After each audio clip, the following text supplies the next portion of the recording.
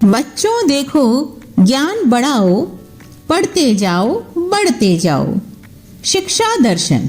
जी हाँ, पढ़ाई के साथ मस्ती भी। यह शिक्षा विभाग राजस्थान सरकार द्वारा बच्चों को टीवी के माध्यम से पढ़ाई का अपना एक अनूठा रोचक कार्यक्रम है। डीडी राजस्थान के अलावा अन्य 13 नेटवर्क चैनल पर एक साथ प्रसारित किया जा रहा है, जिसका नाम है शिक्षा दर्शन। इसके अंतर्गत आप कक्षा 1 से 12 तक वीडियो के माध्यम से अध्ययन कर सकते हैं। इस कार्यक्रम से आपको घर बैठे 5 दिन सभी विषयों की विषय वस्तु अत्यंत रोचक तरीके से समझाई जाएगी तथा शनिवार को विभिन्न क्षेत्रों की जानकारी आपको दी जाएगी। यह 3.25 घंटे चलने वाला कार्यक्रम है। राजस्थान राज्य शैक्षिक अनुसंधान एवं प्रशिक्षण परिषद उदयपुर के तत्वावधान में तैयार किया गया है। यह कार्यक्रम इस प्रकार रहेगा: कक्षा 9 से 10 दोपहर 12:30 से 1:30 बजे तक, कक्षा 11 से 12 1:30 बजे से 2:30 बजे तक व कक्षा 1 से 8 तक का कार्यक्रम 3 बजे से 4:15 तक रहेगा। हेलो बच्चों, विभाग के शिक्षा दर्शन कार्यक्रम में आप सभी का स्वागत है। आज हम कक्षा 11 के गणित में हम समुच्चय के भाग 4 का अध्ययन करेंगे। साथ ही जीव विज्ञान के छात्रों के लिए जीव जगत का वर्गीकरण भाग 2 का अध्ययन करवाया जाएगा। साथ ही क्विज के माध्यम से वही सवालों के जवाब। इसी प्रकार कक्षा 12 हेतु गणित में प्रतिलोम त्रिकोणमितीय फलन भाग 1 और भाग 2, संबंध व फलन के भाग 5 व क्विज का आयोजन किया जाएगा। आज हम आपकी कक्षा 11वीं का अध्याय पहला पढ़ेंगे, जिसका नाम है समुच्चय भाग 4। तो आइए दोस्तों, देखते हैं घात समुच्चय क्या होते हैं। एक समुच्चय के सभी उप समुच्चयों का समुच्चय घात समुच्चय कहलाता है। मतलब एक हमारे पास समुच्चय है, उसके जितने भी उप समुच्चय हैं उन सब का एक समुच्चय घात समुच्चय कहलाता है। आइए इसको हम एक उदाहरण के माध्यम से जानते हैं। अगर हमारे पास एक समुच्चय है, उस समुच्चय के अंदर जो अवयव हैं वो A, B, C हैं, तो अब हमें क्या करना है, उस समुच्चय जो ये समुच्चय दे रखा है उसके हमें उप समुच्चय निकालने हैं। उप समुच्चय क्या क्या होंगे? पहला रिक्त समुच्चय, दूसरा A समुच्चय, तीसरा B समुच्चय, चौथा C समुच्चय। अगर हम 2 को एक साथ लेंगे तो हमारे पास कौन कौन से समुच्चय आ जाएंगे? A B समुच्चय, A C समुच्चय और B C समुच्चय। पहले हमने एक समुच्चय लिया, उसके बाद हमने उस समुच्चय का उप समुच्चय करना सीखा। उप समुच्चय करना सीख गए बच्चों। अभी हम एक और उदाहरण के माध्यम से सीखते हैं कि उप समुच्चय को कैसे निकाला जाता है। एक दुकान में हमारे पास है केला, चॉकलेट और आइसक्रीम है। अगर आपको ये चीजें खरीदने के लिए कही जाए तो आप इसको किस क्रम में खरीदना पसंद करेंगे? पहला, कुछ भी नहीं खरीदोगे तो हमारा क्या हो जाएगा समुच्चय? रिक्त समुच्चय। दूसरा, अगर आप केवल केला खरीदते हो तो हमारा समुच्चय क्या हो जाएगा? केला समुच्चय। तीसरा, अगर आप चॉकलेट खरीदते हो खाली तो क्या हो जाएगा? चॉकलेट। अगर केवल आप आइसक्रीम खरीदते हो तो ये आइसक्रीम हो जाएगा। ये तो रही बात अगर आपने कुछ नहीं खरीदा और एक ही चीज खरीदी, तो हम इसको ऐसे लिखेंगे। अगर हम 2 एक साथ चीजें खरीदेंगे तो हम उसको कैसे लिखेंगे? अगर हमने दोनों एक साथ ली तो हम क्या क्या दे सकते हैं? केला और चॉकलेट, केला और आइसक्रीम, चॉकलेट और आइसक्रीम।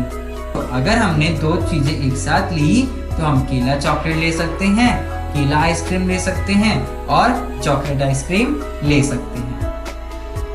अगर हम तीनों चीजें एक साथ खरीदते हैं तो हम क्या क्या खरीदेंगे? केला, चॉकलेट और आइसक्रीम। अभी तक हमने सीखा एक समुच्चय का अगर हमें उप समुच्चय चाहिए तो हम कैसे निकालते हैं। ठीक है बच्चों, आशा करता हूँ कि आप उप समुच्चय निकालना अच्छे से सीख गए होंगे। अब इसका हमें क्या समझना है? हमने उप समुच्चय को समझ लिया कि उप समुच्चय क्या होता है। अब हमें ये देखना है कि उप समुच्चय से हम घात समुच्चय को कैसे निकालते हैं। अगर हम इन सारे उप समुच्चयों को एक साथ लिख दें तो हमारा क्या हो जाएगा? घात समुच्चय।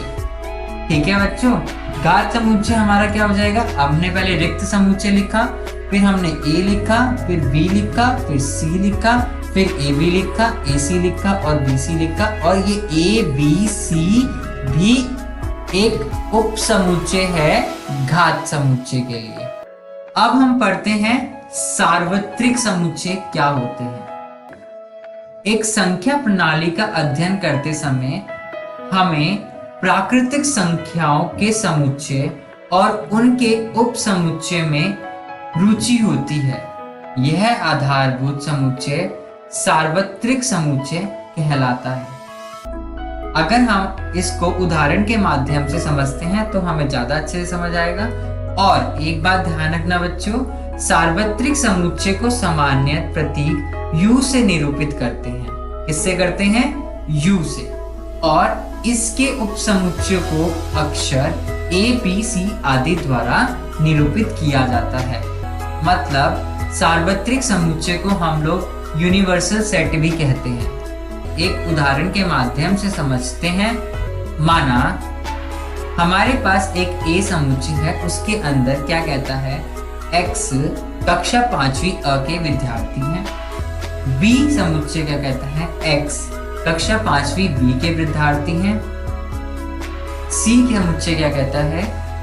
X कक्षा 5वीं सी के विद्यार्थी हैं। ठीक है बच्चों, हमने ये तीनों बच्चे देखे।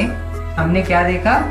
A जो है कक्षा A के विद्यार्थी हैं, B वाले 5वीं बी के विद्यार्थी हैं और C वाले 5वीं सी के विद्यार्थी हैं। अगर हमें इसे सार्वत्रिक समुच्चय के अंदर लिखना है तो हम कैसे लिखेंगे? कुछ ऐसा लिखना होगा, ये तीनों कक्षाएं उस यूनिवर्सल सेट, उस सार्वत्रिक समुच्चय के अंदर सिमट जाएं। आपको एक ऐसे समुच्चय बनाना है जिसके अंदर ये तीनों समुच्चयों का गुण आ जाए। तो हम इसको क्या कह सकते हैं? X कक्षा 5वीं के विद्यार्थी हैं। ठीक है बच्चों, हम इसको इस तरीके से दर्शाएंगे। और A और B और C तीनों U में होना ही चाहिए। ठीक है बच्चों, अभी हमने यहाँ पे देखा कक्षा 5वीं के विद्यार्थी हैं। कक्षा 5वीं है, कक्षा 5वीं A, कक्षा 5वीं B, कक्षा 5वीं C, ये तीनों उस 5वीं कक्षा को दिखा रहे हैं। ठीक है बच्चों, तो हम इसको क्या लिख सकते हैं? कक्षा 5वीं के विद्यार्थी। ठीक है बच्चों, आगे चलते हैं। एक और उदाहरण के माध्यम से समझते हैं।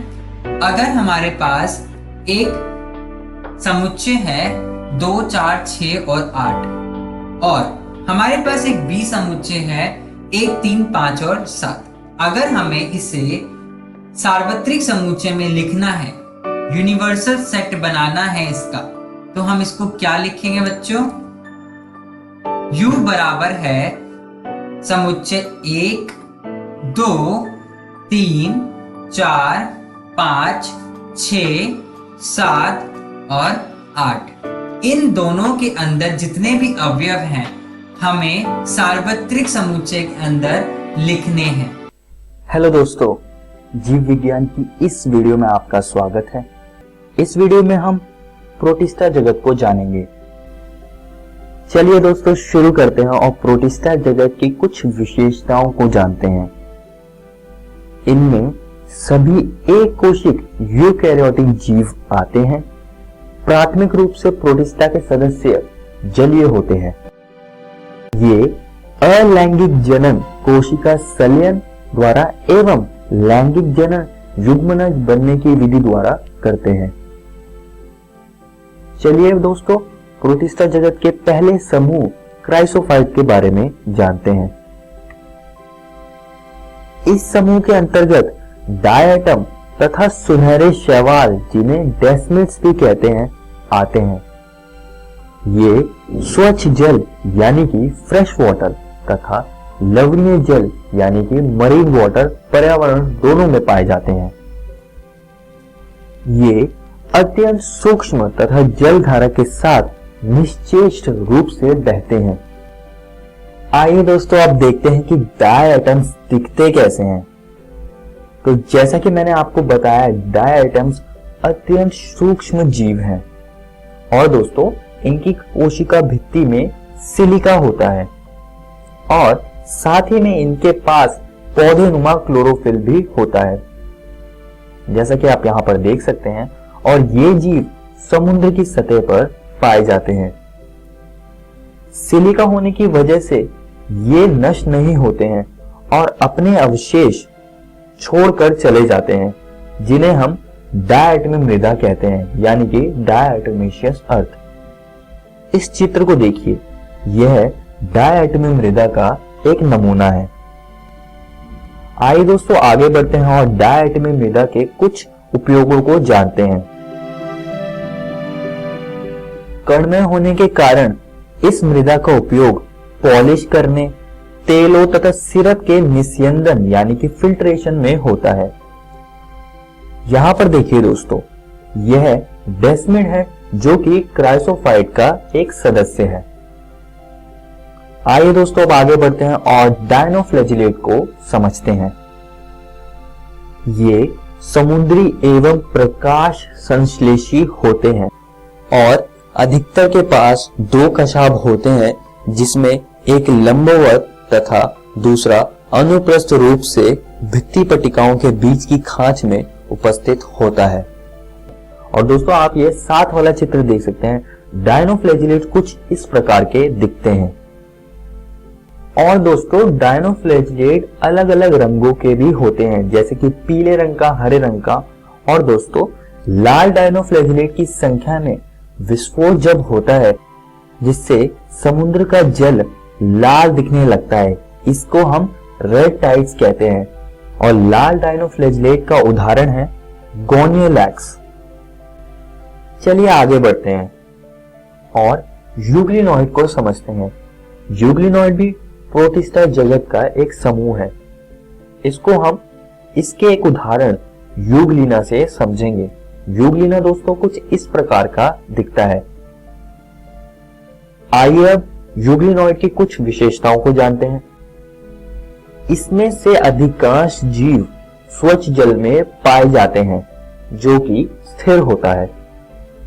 इनमें कोशिका भित्ति की जगह एक प्रोटीन युक्त पदार्थ की परत पेलिकल होती है, जो इन जीवों को लचीला बनाती है।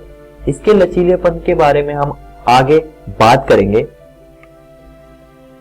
इनमें दो कशाभ होते हैं, छोटा तथा लंबा। और दोस्तों ये जीव दोनों प्रकाश संश्लेषी तथा परपोषित हैं। आइए दोस्तों अब हम यूग्लिना को थोड़ा और अच्छे से जानेंगे। तो दोस्तों आप देख सकते हैं कि यूग्लिना कुछ इस प्रकार का दिखता है। आप इसको इसका कशाभ हिलाते हुए देख सकते हैं। यह इसका लंबा कशाभ है। और दोस्तों जो छोटा वाला कशाभ है वह कोशिका से बाहर नहीं आता है, इसलिए आप उन्हें नहीं देख पा रहे हैं। और आप यह भी अंदाजा लगा सकते हैं कि यह कितने लचीले जीव हैं। दोस्तों अब हम प्रोटिस्टा जगत के अगले समूह अवपंक कवक को जानेंगे। ये जीव मृतपोषी होते हैं और सड़ती हुई टहनियों तथा पत्तियों के साथ गति करते हुए जैविक पदार्थों का भक्षण करते हैं। और दोस्तों यह अनुकूल परिस्थितियों में प्लाज्मोडियम बनाते हैं, जो कि कई फीट तक लंबा हो सकता है। और प्रतिकूल परिस्थितियों में यह बीजाणु युक्त फलनकाय बनाते हैं। इन बीजाणुओं का परिक्षेपण वायु के साथ होता है। आइए दोस्तों अब आगे बढ़ते हैं और प्रोटोजुआ को समझते हैं। सभी प्रोटोजुआ परपोषी होते हैं और परजीवी के रूप में रहते हैं। इसका उदाहरण है अमीबा। और अमीबा दोस्तों कुछ इस प्रकार का दिखता है। अब दोस्तों प्रोटोजुआ को हमने 4 प्रमुख समूहों में बांटा है। जो सबसे पहला है इसका समूह, उसको हम कहते हैं अमीबीय प्रोटोजुआ और एंट अमीबा इसका उदाहरण है। ये स्वच्छ जल, समुद्री जल तथा नम मृदा में पाए जाते हैं। इसका दूसरा समूह है कशाभी प्रोटोजुआ। इसका उदाहरण है ट्रिपैनोसोमा। ये मुक्त जीवी होते हैं और परजीवी के रूप में पाए जाते हैं। जैसा कि नाम से पता चल रहा है, इनके पास कशाभ भी होता है। इसका तीसरा समूह है पक्षमाभी प्रोटोजुआ। इसका उदाहरण है पैरामीशियम। ये अत्यंत सक्रिय गति करते हैं और इनके पास पक्षमाभ होता है, जो कि यहां पर होते हैं दोस्तों। और इसका चौथा समूह है स्पोरोजुआ। इसमें काफी प्रकार के जीवधारी आते हैं, जैसे कि प्लाज्मोडियम, जो कि मलेरिया बीमारी करता है। यहां पर दोस्तों प्रोटिस्टा जगत समाप्त होता है। इस वीडियो में हमने प्रोटिस्टा जगत के बारे में पढ़ा, जिसके हमने कुछ विशेषता और समूहों को जाना। नमस्कार दोस्तों, प्रतिलोम त्रिकोणमितीय फलन के भाग 1 के वीडियो में आपका स्वागत है। तो चलिए जानते हैं इसमें हम क्या पढ़ेंगे। प्रतिलोम फलन तथा मुख्य मान शाखा। तो चलिए शुरू करते हैं प्रतिलोम फलन की परिभाषा से। गणित में किसी फलन का प्रतिलोम फलन उस फलन को कहते हैं जो मूल फलन द्वारा किए गए परिवर्तन को बदलकर मूल रूप में ला दे। किसी फलन f में x रखने पर परिणाम y मिलता है, तो f के प्रतिलोम फलन में y रखने पर परिणाम x मिलेगा। f of x बराबर है y के अगर g of y बराबर है x के। आइए चित्र द्वारा इसे समझते हैं। f की प्रांत है a, b, c और परिसर है 1, 2, 3। तो f इनवर्स यानी f प्रतिलोम की प्रांत है 1, 2, 3 और परिसर होगा a, b, c। आइए इसे उदाहरण द्वारा समझते हैं। f(x) बराबर है 5x - 7 के। gy बराबर होगा y + 7 भाग 5 के। आइए जानते हैं साइन इनवर्स x यानी साइन के प्रतिलोम के बारे में। साइन इनवर्स x की प्रांत है -1 से 1 और परिसर है -π/2 से π/2। देखते हैं साइन x का ग्राफ। देखते हैं साइन इनवर्स x यानी साइन प्रतिलोम x का ग्राफ। प्रतिलोम फलन का आलेख रेखा y x के बराबर रख के परितः संगत मूल फलन के आलेख को दर्पण प्रतिबिंब के रूप में प्राप्त की जा सकती है। जानते हैं tan इनवर्स x यानी tan प्रतिलोम x के बारे में। tan इनवर्स x का प्रांत है r यानी वास्तविक संख्या और परिसर है -π/2 से π/2। जानते हैं tan x का ग्राफ। tan इनवर्स x का ग्राफ होगा। जानते हैं cos इनवर्स x यानी cos प्रतिलोम x के बारे में। cos इनवर्स x की प्रांत है -1 से 1 और परिसर है 0 से π। देखते हैं cos x का ग्राफ। cos इनवर्स x यानी cos प्रतिलोम x का ग्राफ होगा।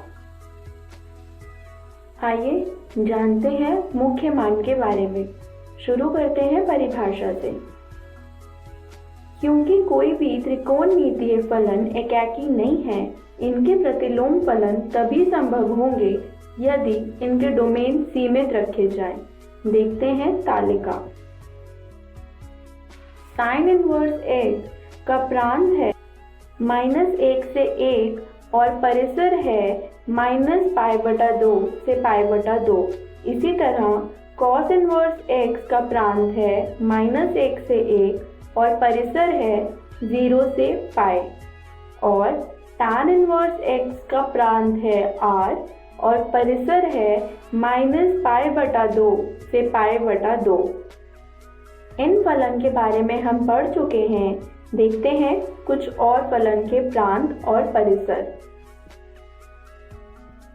cot इनवर्स x का प्रांत है r और परिसर है 0 से π। इसी तरह sec इनवर्स x का प्रांत है r -1 से 1 और परिसर है 0 से π -π/2। और cosec इनवर्स x का प्रांत है r -1 से 1 और परिसर है -π/2 से π/2 -0। इसका मतलब 0 इसके अंतर्गत नहीं है। आइए शुरू करते हैं मुख्य मान पर सवाल। पहला सवाल है साइन इनवर्स -1/2 का मुख्य मान ज्ञात कीजिए। हल देखते हैं। मान लीजिए कि साइन इनवर्स यानी साइन प्रतिलोम -1/2 y के बराबर है। अतः साइन y बराबर होगा -1/2 के, जो कि बराबर होगा -sin π/6 के।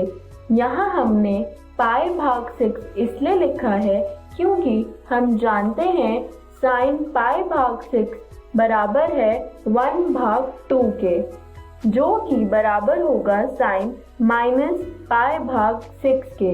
यहाँ हम -π/6 इसलिए लिखा है क्योंकि हमें ज्ञात है कि साइन इनवर्स x यानी साइन प्रतिलोम x की मुख्य शाखा का परिसर -π/2 से π/2 होता है, जो कि इसके अंतर्गत आएगा।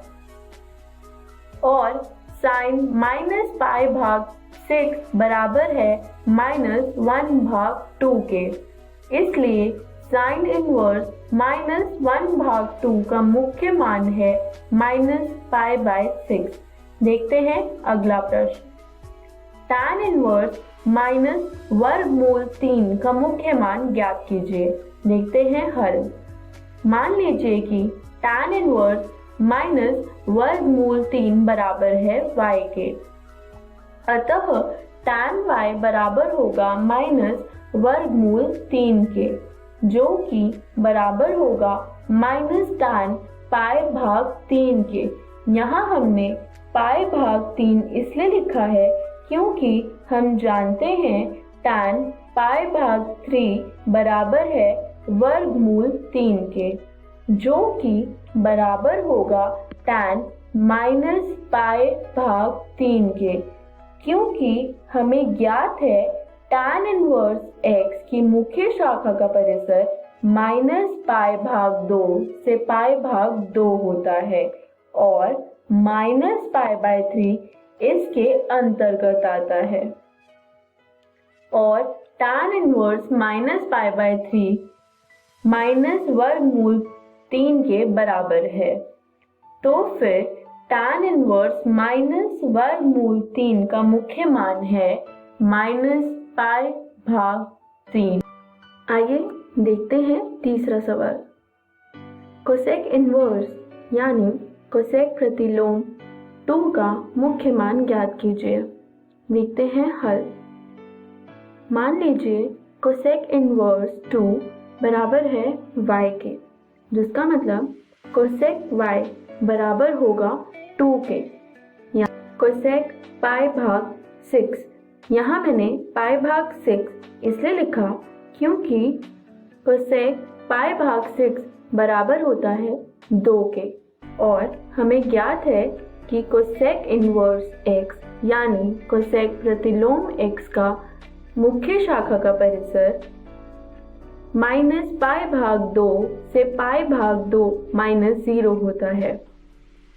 इसका मतलब कोसेक इनवर्स 2 यानी कोसेक प्रतिलोम 2 का मुख्य मान है पाई भाग 6। देखते हैं अगला सवाल। कोसेक इनवर्स वर्गमूल 3 भाग 2 का मुख्य मान ज्ञात कीजिए। शुरू करते हैं हल। मान लीजिए कोसेक इनवर्स वर्गमूल 3 भाग 2 बराबर है y के। इसका मतलब cos y बराबर होगा वर्गमूल 3 भाग 2 के, यानी cos पाई भाग 6, क्योंकि cos पाई भाग 6 बराबर होता है वर्गमूल 3 भाग 2 के। हमें ज्ञात है cos इनवर्स x यानी cos प्रतिलोम x की मुख्य शाखा का परिसर 0 से पाई होता है। इसका मतलब cos इनवर्स वर्गमूल 3 भाग 2 का मुख्य मान है पाई भाग 6। तो आइए जानते हैं इस वीडियो में हमने क्या सीखा। प्रतिलोम फलन और मुख्य मान शाखा जानते हैं। अगली वीडियो में हम सीखेंगे प्रतिलोम फलन के गुण। धन्यवाद। नमस्कार दोस्तों, प्रतिलोम त्रिकोणमितीय फलन भाग 2 के वीडियो में आपका स्वागत है। आइए जानते हैं इसमें हम क्या पढ़ेंगे। प्रतिलोम फलन के गुण शुरू करते हैं।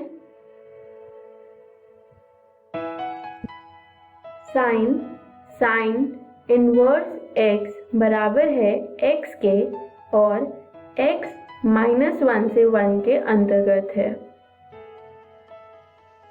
साइन इनवर्स साइन x बराबर है x के और x माइनस पाई भाग 2 से पाई भाग 2 के अंतर्गत है। आइए देखते हैं पहला गुण।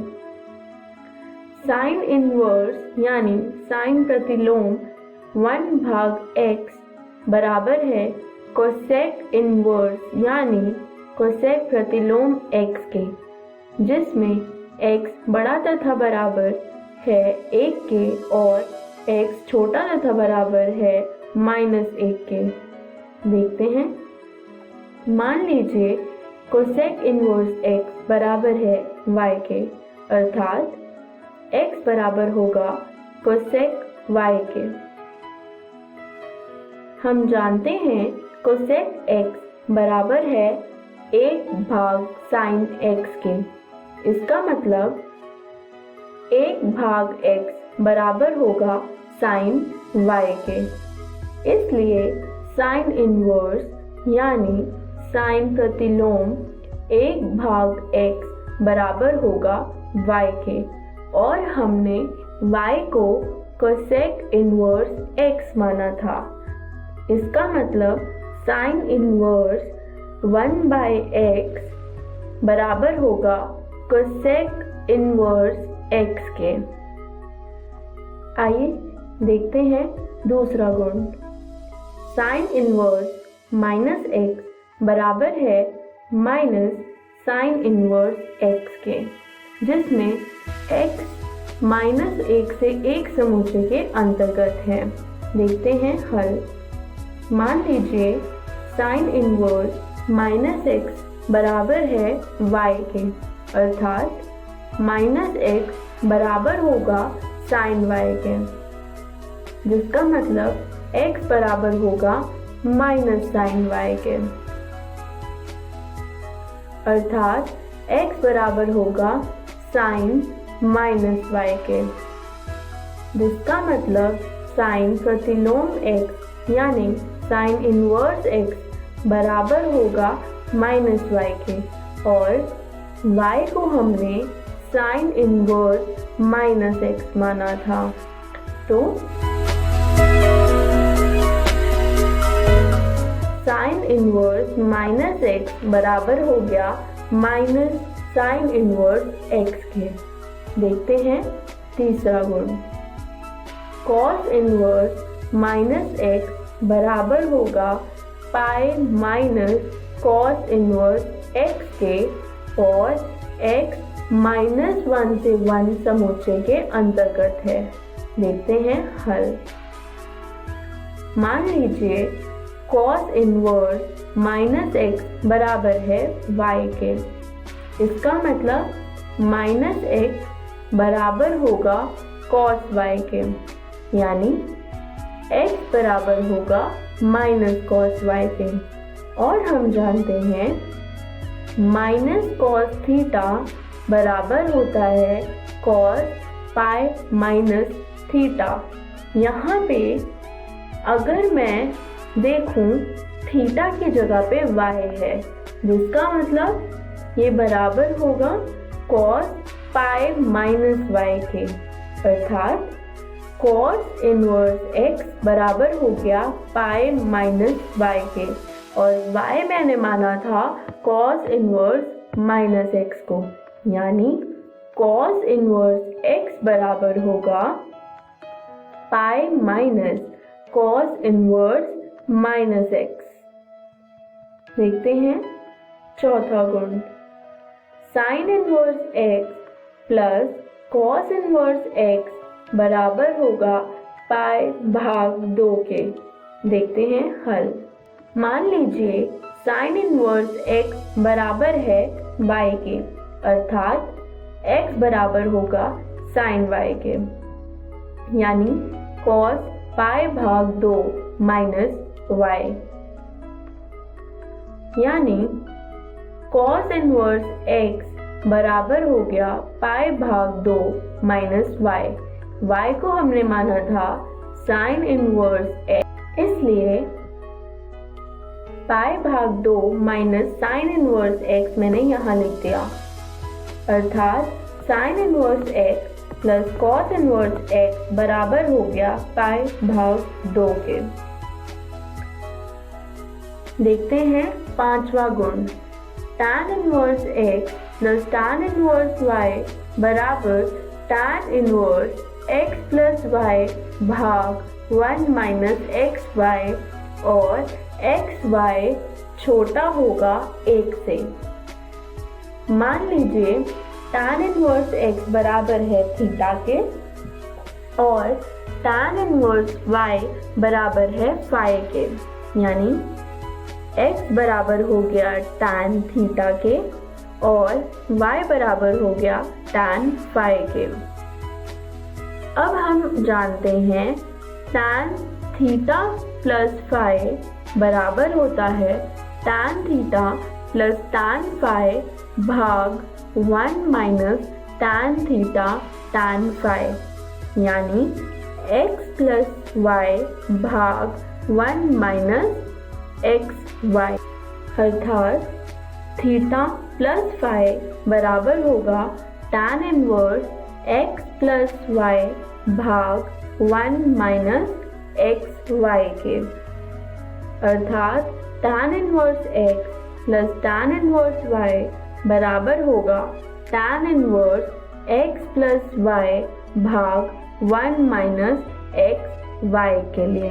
ध्यान दीजिए ये गुण एक्स वाई छोटा होगा 1 से जब, तभी ये परिभाषित है।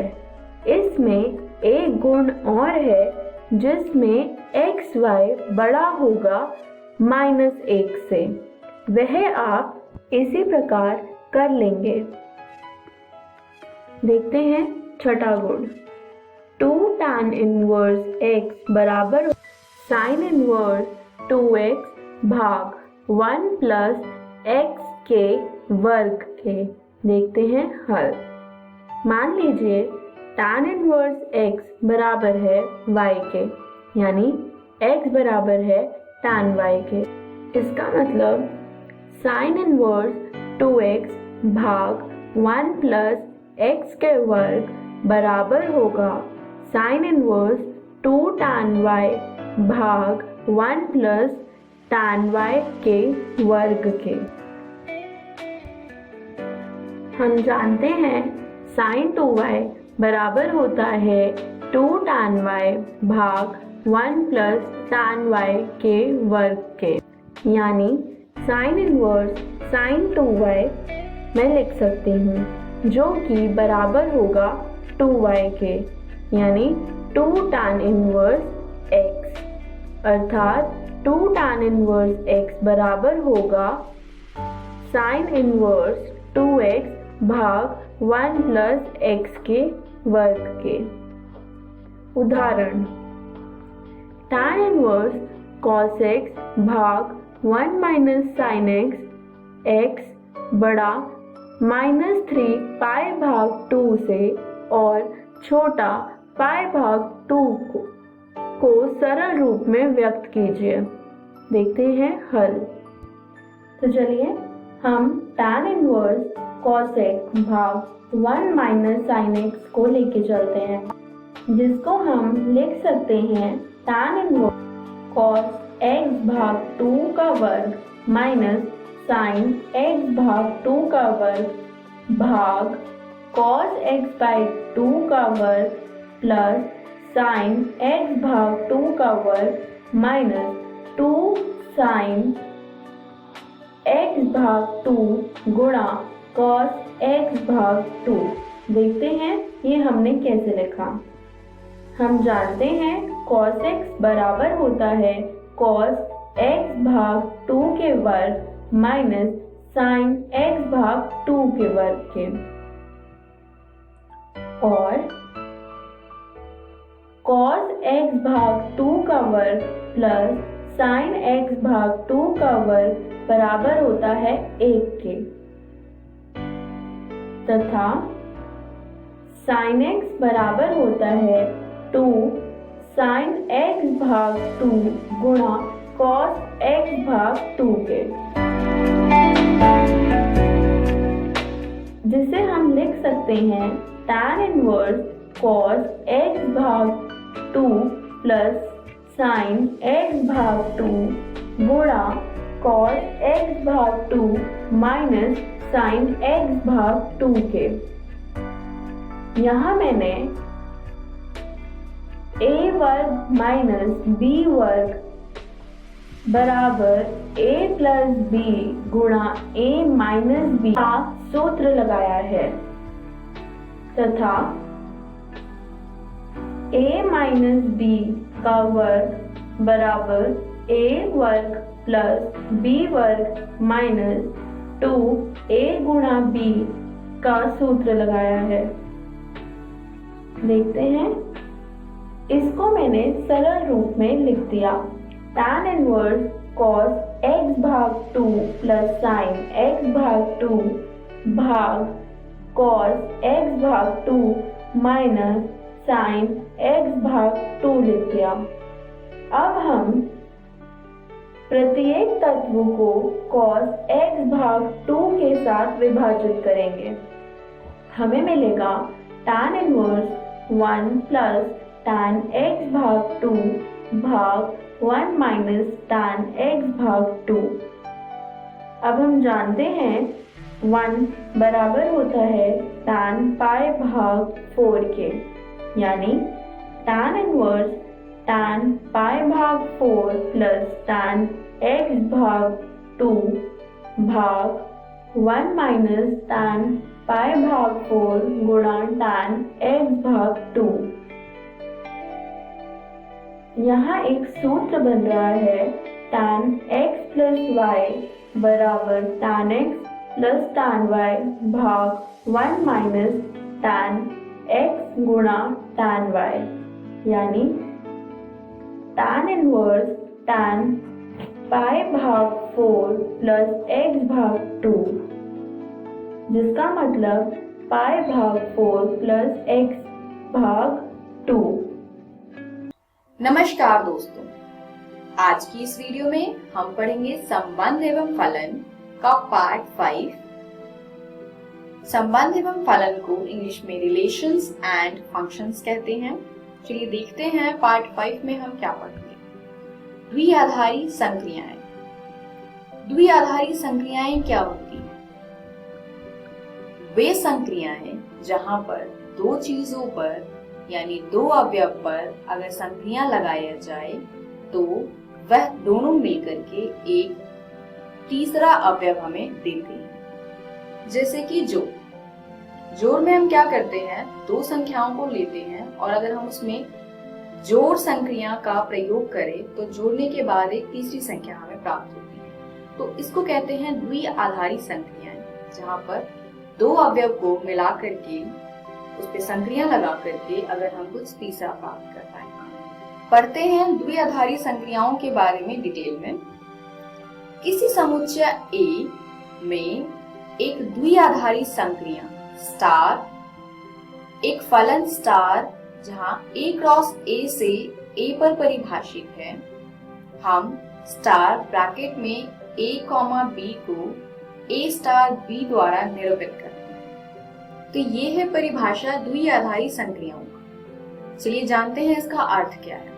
सबसे इम्पोर्टेंट चीज इसके बारे में, द्विआधारी संक्रिया हमेशा किसी समुच्चय पर परिभाषित होती है। जैसे कि यहाँ पर A समुच्चय पर परिभाषित है। अब एक समुच्चय A पर परिभाषित द्विआधारी संक्रिया स्टार A क्रॉस A से A पर परिभाषित होगा, तब A स्टार B जहां पर A कैपिटल A में है, B अगेन कैपिटल A में है और इन दोनों पर संक्रिया लगाने के बाद जो A स्टार B प्राप्त होगा वो भी कैपिटल A में ही होगा, यानी वो समुच्चय जिस पर द्विआधारी संक्रिया परिभाषित है। तो ये है द्विआधारी संक्रिया की परिभाषा और उसका मीनिंग। चलिए कुछ एग्जाम्पल देखते हैं। योग एक एग्जाम्पल है द्विआधारी संक्रिया। अगर हम योग को वास्तविक संख्या पर परिभाषित करें, यानी योग जो R क्रॉस R से R पर परिभाषित है, तब A जमा B जहां A तथा B वास्तविक संख्या है, दोनों का योग भी वास्तविक संख्या है। एग्जाम्पल देखते हैं, जैसे 4 जमा 3, 4 एक वास्तविक संख्या है तथा 3 एक वास्तविक संख्या है। दोनों को जोड़ने पर 7 प्राप्त होता है, तो ये भी एक वास्तविक संख्या है। तो हम कहेंगे योग एक द्विआधारी संक्रिया है अगर ये समुच्चय R पर परिभाषित है। चलिए गुणा जो वास्तविक संख्या पर परिभाषित है, यानी गुणा R क्रॉस R से R पर परिभाषित है, तो ये भी एक द्विआधारी संक्रिया है, क्योंकि A क्रॉस A किसी भी दो वास्तविक संख्याओं का गुणनफल भी वास्तविक संख्या ही होता है। दोस्तों, क्या किसी के दिमाग में ये आ रहा है कि जोड़ या गुणा तो हम दो से अधिक संख्याओं का भी करते हैं? यानी चलिए गुणा का एग्जाम्पल देते हैं। अगर मुझे A cross B cross C निकालना है तो क्या ये द्विआधारी संक्रिया नहीं है, क्योंकि यहाँ पे 3 अवयव है। तो ये भी द्विआधारी संक्रिया ही है, क्योंकि अगर हमें A cross B cross C निकालना होता है तो हम पहले किसी दो संख्याओं को गुणा करते हैं, इसलिए वो द्विआधारी कहा जाएगा और जो आंसर आएगा उसको फिर हम तीसरी संख्या से करते हैं। तो इसीलिए अगर हम दो से अधिक संख्याओं पर भी द्विआधारी संक्रिया लगा रहे हैं तो हम एक साथ नहीं लगाते, हम एक समय पर दो संख्या को ही लेते हैं। चलिए देखते हैं अंतर। क्या अंतर द्विआधारी संक्रिया है?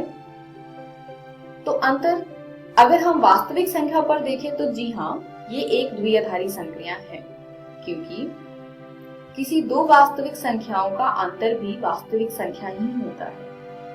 पर क्या अंतर प्राकृत संख्याओं पर भी द्विआधारी संक्रिया होगी? तो नहीं। प्राकृत संख्या में अगर मैं पहली संख्या 5 लूं और दूसरी संख्या 10 लूं तो 5 घटा 10 माइनस का 5 आता है, जो कि एक प्राकृत संख्या नहीं है। इसीलिए अंतर अगर प्राकृत संख्या पर परिभाषित है तो वह द्विआधारी संक्रिया नहीं है। अगला भाग। तो अगर भाग वास्तविक संख्या पर परिभाषित है तो क्या ये द्विआधारी संक्रिया है? तो नहीं, ये द्विआधारी संक्रिया नहीं है। क्यों?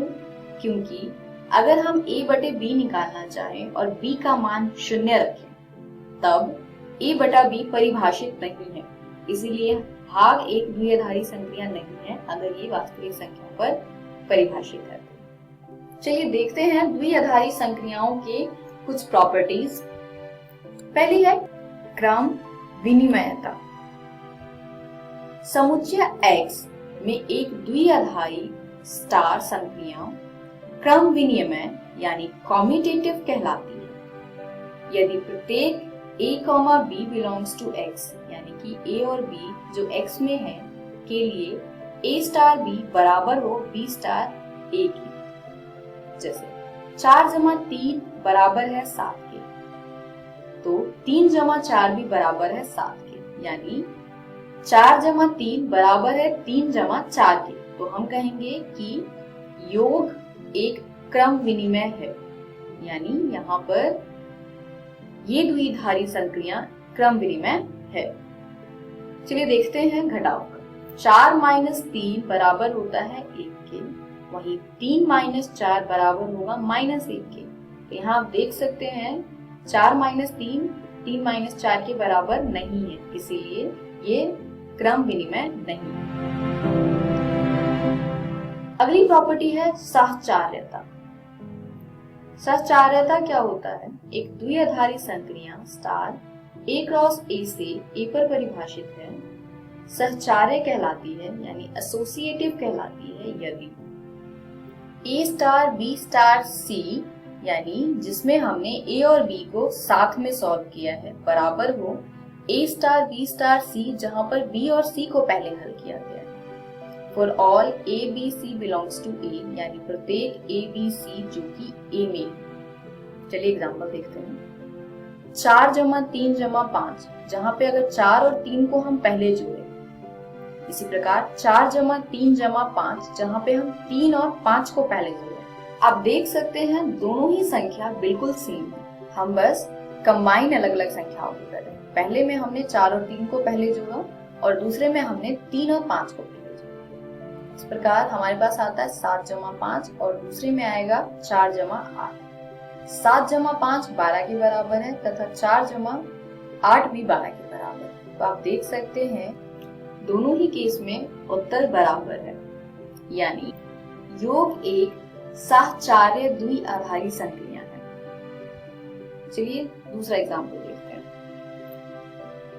एक बाइनरी ऑपरेशन यानी कि द्विआधारी संक्रिया वास्तविक संख्या पर परिभाषित है कुछ इस प्रकार, जहां a स्टार b बराबर होगा a जमा 2b के। तो हमें चेक करना है क्या ये सहचार्य है या नहीं।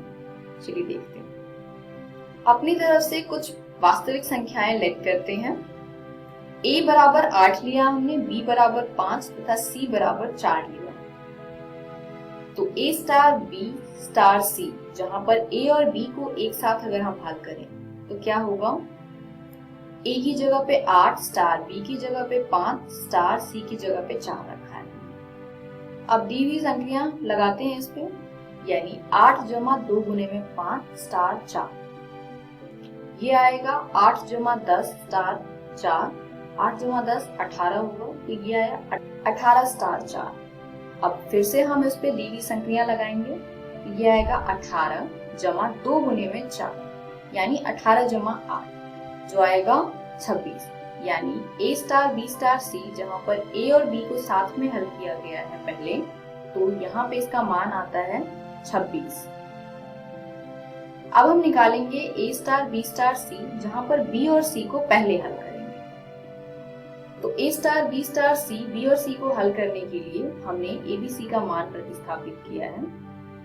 तो इस प्रकार हमारे पास आएगा 8 स्टार 5 जमा 2 गुने में 4। इसको हल करेंगे तो हमें प्राप्त होगा 8 स्टार 5 जमा 8। आगे हल करने पर प्राप्त होगा 8 स्टार 13। अब फिर से इस पे हम संक्रिया लगाएंगे तो ये आएगा 8 जमा 2 गुने में 13 यानी 8 जमा 26 और इसका मान आएगा 34, यानी a star b star c जहाँ पे b स्टार c को पहले हल किया है उसका मान है 34। इस प्रकार हमें दोनों मान प्राप्त हो गए हैं। अब आप देख सकते हैं कि a star b star c बराबर 26, जहां a और b को पहले हल किया गया है, वो बराबर नहीं है a star b star c, जहां b और c को पहले सॉल्व किया गया है। दोनों मान आपस में इक्वल नहीं है, इसलिए हम कहेंगे कि a स्टार b जो a जमा 2b से परिभाषित है, एक सहचार्य द्विआधारी संक्रिया नहीं है। चलिए अगली प्रॉपर्टी देखते हैं, तत्समक।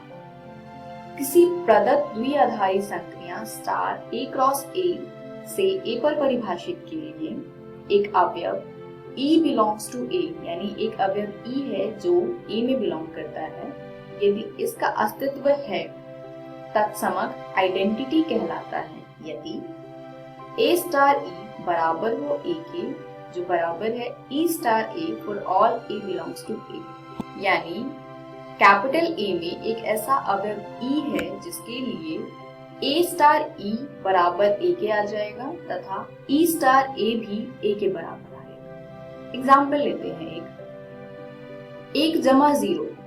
अगर मैं प्राकृत संख्या की बात करूं और योग हम द्विआधारी संक्रिया को ले तो 1 जमा 0 बराबर आता है 1 के। इसी प्रकार 0 जमा 1 भी बराबर आता है 1 के। तो आप देख सकते हैं यहाँ पर 0 को अगर हमने ऐड किया है 1 में तो आंसर 1 ही आया। और अगर हम ऐड की बात करें तो किसी भी संख्या में अगर आप 0 को जोड़े तो आंसर वो संख्या खुद से आ जाता है, यानी 0 जो है वो तत्समक है योग संक्रिया का। चलिए अगला देखते हैं, व्युत्क्रमणीय। A में तत्समक अवयव E वाले एक प्रदत्त द्विआधारी संक्रिया स्टार A क्रॉस A से A पर परिभाषित के लिए किसी अवयव A बिलोंग्स टू A को संक्रिया स्टार के संदर्भ में व्युत्क्रमणीय कहते हैं, यदि A में एक ऐसे अवयव B का अस्तित्व है कि A स्टार B बराबर E बराबर B स्टार A हो, तो B को A का प्रतिलोम है, जिसे प्रतीक A इनवर्स यानी कि A की पावर -1 द्वारा निरूपित करते हैं। यहाँ पर A स्टार B बराबर आ जाए E यानी तत्समक के तथा B स्टार A बराबर आ जाए E यानी तत्समक के। A इनवर्स यानी A का प्रतिलोम B के बराबर होता है। जैसे अगर हम योग की बात करें तो 3 का प्रतिलोम -3 होगा, और अगर हम गुणा की बात करें तो 3 का प्रतिलोम 1/3 होगा। नमस्कार दोस्तों, आज की इस वीडियो में हम संबंध एवं फलन का आखिरी पार्ट पढ़ेंगे। इस पार्ट में हम कुछ प्रैक्टिस क्वेश्चंस करेंगे। तो चलिए शुरू करते हैं क्वेश्चन। प्रश्न 1, GOF तथा FOG ज्ञात कीजिए यदि fx बराबर 8x का घन है तथा gx बराबर x की पावर 1/3 है, तो हल क्या होगा? हमें अभी निकालना है पहले GOF, तो चलिए GOF GOFX बराबर होगा G ब्रैकेट में fx के फलन के संयोजन के परिभाषा द्वारा। अब fx का मान है 8x का घन, तो हम क्या करेंगे, हम इस fx की जगह पर इस fx की वैल्यू यानी 8x के घन को प्रतिस्थापित करेंगे, तो ये आएगा g ब्रैकेट में 8x का घन। अब g फंक्शन क्या है? g फलन है हमारे पास gx बराबर में x की पावर 1/3। तो अब हम क्या करेंगे, हम इस 8x की पावर 3 इस x की जगह पर रखेंगे यानी प्रतिस्थापित करेंगे, तो हमें प्राप्त होगा 8x की पावर 3 की होल पावर 1/3। इसको हल करने पर हमें 2x प्राप्त होगा। अब हम निकालते हैं FOGX। FOGX बराबर होगा f ब्रैकेट में gx के फलनों के संयोजन की परिभाषा से। अब gx का मान हमें प्रश्न में दिया है x की पावर 1/3, तो हम इस gx की जगह पे इस gx का मान को प्रतिस्थापित करेंगे, यानी हम gx की जगह पर x की पावर 1/3 रखेंगे। तो हमें प्राप्त होगा f ब्रैकेट में x की पावर 1/3। अब fx का मान है 8x की पावर 3, तो अब इस x की जगह पर हम x की पावर 1/3 को प्रतिस्थापित करेंगे, यानी हमें प्राप्त होगा 8 ब्रैकेट में x की power 1/3 bracket close whole power 3। तो यहाँ से हमें प्राप्त होता है 8x, यानी FOGX का मान है 8x। अगला प्रश्न है हमारा, क्या समुच्चय 1, 2, 3, 4, 5 में a स्टार b बराबर a तथा b का एलसीएम द्वारा परिभाषित एक द्वि-आधारी संक्रिया है? अपने उत्तर का औचित्य भी बताइए। यानी हमें एक समुच्चय दिया हुआ है 1, 2, 3, 4, 5 और एक द्विआधारी संक्रिया दिया हुआ है a स्टार b बराबर a तथा b का एलसीएम। हमें बताना है कि क्या ये संक्रिया द्विआधारी संक्रिया है या नहीं, और हमें इसका रीजन भी बताना है। चलिए हल देखते हैं इसका। यहाँ पर हमने एक टेबल बनाया है जिसको हम द्विआधारी संक्रिया का सारणी कहते हैं, यानी बाइनरी ऑपरेशन टेबल कहते हैं। चलिए देखते हैं इस टेबल को बनाते कैसे। टेबल को बनाने के लिए सबसे पहले हम सबसे कॉर्नर में स्टार का साइन लगाते हैं। इसके बाद ऊपर वाले खाने में वो सारी संख्या लिखते हैं जो हमें समुच्चय में दिया होता है। इसी प्रकार स्टार की नीचे वाले खाने में भी हम वही संख्या दोबारा लिखेंगे जो हमें समुच्चय में। इसके बाद हम इसके बाकी खानों को भरते हैं। उसको भरने के लिए हम क्या करते हैं, द्विआधारी संक्रिया जो हमें प्रश्न में दिया हुआ है उसका प्रयोग करते हैं। यहाँ हमें संक्रिया दिया हुआ है a स्टार b बराबर a तथा b का एलसीएम। तो सबसे पहले हम इन दोनों संख्याओं का एलसीएम निकालेंगे और इसको लिखेंगे, यानी 1 और 1 का एलसीएम 1 होता है, वो हमने यहाँ लिखा है। इसी प्रकार आप बाकी खानों को भी भरेंगे। अब इस प्रकार जब हम खाने भर चुके होंगे तो अब हम देखते हैं कि क्या ये द्विआधारी संक्रिया है या नहीं। तो परिभाषा को याद कीजिए। द्विआधारी संक्रिया की परिभाषा के हिसाब से हमारे पास दोनों संख्या भी समुच्चय में होना चाहिए और दोनों संख्याओं पर संक्रिया अप्लाई करने के बाद जो आंसर आता है वो भी समुच्चय में होना चाहिए। समुच्चय में नहीं है, इसीलिए यह संक्रिया द्विआधारी संक्रिया नहीं है। आशा है आप लोगों को बाइनरी ऑपरेशन टेबल बनाना आ गया होगा। इसी के साथ हम संबंध एवं फलन चैप्टर खत्म करते हैं। अगले वीडियो में हम अगला अध्याय शुरू करेंगे। धन्यवाद। कार्लोस लिनियस द्विनाम पद्धति, Monera, Protista, fungi, virus, bacteria, ओह सब याद आ गया। सच कहूं बच्चों, मुझे तो शिक्षा दर्शन कार्यक्रम में बड़ा आनंद आ रहा है। निसंदेह आपको भी ये कार्यक्रम पसंद आ रहा होगा। तो इसी तरह प्रतिदिन इस कार्यक्रम को देखते रहिए और हाँ, साथ ही अपने नोट्स बनाना ना भूलें। तो चलिए देखते हैं आज हमने क्या सीखा। आज हमने कक्षा 11 में गणित विषय में समुच्चय भाग 4 और जीव जगत का वर्गीकरण भाग 2 और संबंधित प्रश्नों को हल किया। कक्षा 12 के छात्रों ने गणित में प्रतिलोम, त्रिकोणमिति, फलन भाग 1 और भाग 2 की शुरुआत की। संबंध व फलन भाग 5, संबंध व फलन भाग 5 के ही प्रश्नों को भी हल किया। तो चलिए देखते हैं कल हम क्या पढ़ेंगे। कल हम कक्षा 11 के लिए रसायन विज्ञान में भाग 6 रसायन विज्ञान की कुछ मूलभूत अवधारणाएं और फिजिक्स में सरल रेखा में गति भाग 2 और उससे संबंधित प्रश्नों को हल करेंगे।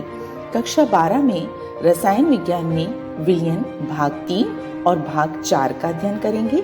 इसी प्रकार भौतिक विज्ञान में वैद्युत आवेश तथा क्षेत्र भाग 8 और उनसे संबंधित प्रश्नों को हल करेंगे। एक महत्वपूर्ण बात, अगर आप किसी कारण से आज के वीडियोस को नहीं देख पाए हैं तो इसे YouTube पर DD राजस्थान शिक्षा दर्शन टाइप करके सर्च करें और उन्हें देख सकते हैं। बच्चों, आपको यह कार्यक्रम कैसा लगा? अपना सुझाव अवश्य दें। इस कार्यक्रम से संबंधित आपके मन में यदि कुछ सुझाव आता है या किसी भी तरह की शंका आपके मन में है तो आप हमें ईमेल एड्रेस पर भेज सकते हैं। हमारा ईमेल एड्रेस है शिक्षादर्शन rajasthan@gmail.com। धन्यवाद।